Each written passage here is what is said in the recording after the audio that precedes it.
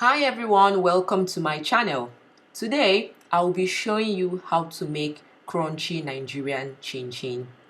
So if you're interested, then stay tuned.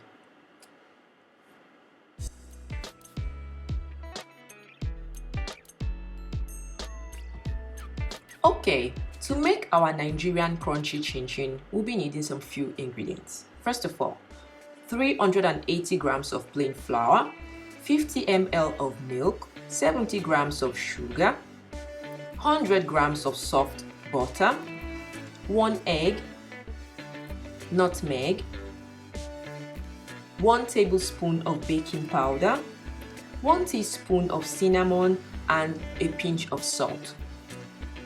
First of all, in a bowl, or rather in the bowl where we have the flour, add your sugar and mix it all well together. Here we'll be mixing up all the dry ingredients together. The next thing to do is to sift your baking powder and add it to the mixture.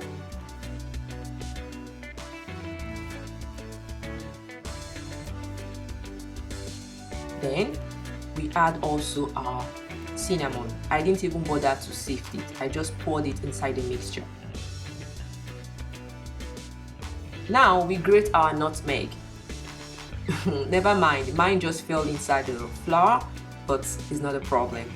You grate about I think half teaspoon of nutmeg. If you already have the grinded nutmeg, that will be faster and better which will be faster and good to use. But I prefer the fresh nutmeg because it has this strong aroma and flavor that I have always loved. But you do what you prefer. So now you mix all the dried ingredients together. Now we add a pinch of salt. Then we are good to go. We can start now with the wet ingredients. So what we do now is add our soft butter, and then we start to mix up well together. So at this point, you mix the butter well with the flour until it starts to look crumbly.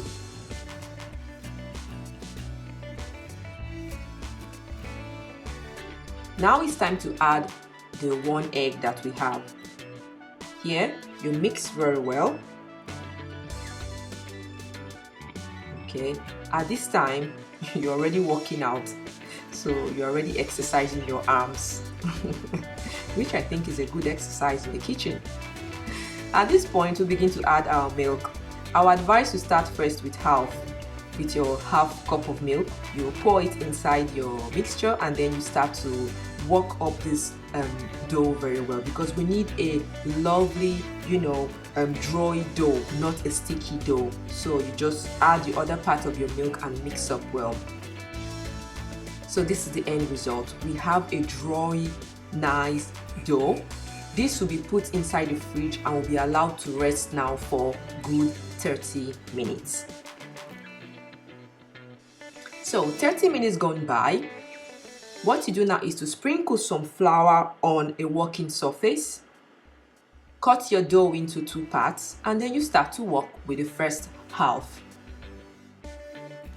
Now you get a rolling pin and you start to roll out the dough until you start to get about 1 inch thick. Your result should be about 1 inch thick anyway, so you can have a regular size chin-chin. Guys, I'm sorry for the lights in this video. It was already getting dark. So now with a pizza cutter, what you do now is you begin to cut your dough. First of all, you go horizontally, then you go vertically. At this point, you should be able to get a regular size chin-chin. So you cut it, and then you begin to separate it, and then you see your small sizes of chin-chin. At this point, while I'm cutting and separating, or rather before I even started cutting and separating, I'd already put a pan on fire with some groundnut oil. So you separate it all and make it into your, cut it to your small sizes that is easy to do. Now my groundnut oil is already hot. This is the sizes that I have. What you do now is you begin to deep fry.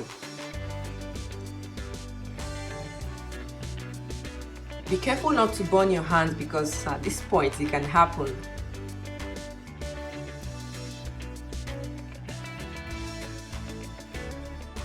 So you begin to, you add your chin-chin into your hot oil bit by bit. You continue to stir, and then before you know what's happening, you start to have that beautiful brownish biscuit color. Like I said, this snack is really very easy to prepare. There you go. This is the beautiful brownish biscuit color that our chin-chin is presenting us today. Wow, the whole house is having a fantastic aroma. So what you do now is to make sure to drain your oil, drain out any excess oil, from your chin-chin using a kitchen paper, or how do you call it, a blotting paper. And this is how I serve my chin-chin when I finish. I just love to serve it like this, especially after dinner, on a plate, on a tray, with a sprinkle of icing sugar, and you just, enjoy it. So what can I say? Thanks for staying with me. I hope you enjoyed this video because I did. I enjoyed making it. So see you next time. Bye. Before I forget, the best way to store your chin-chin is in a cookie jar like this, where it can last for up to 1 week if it gets to 1 week. Okay, see you next time. Bye.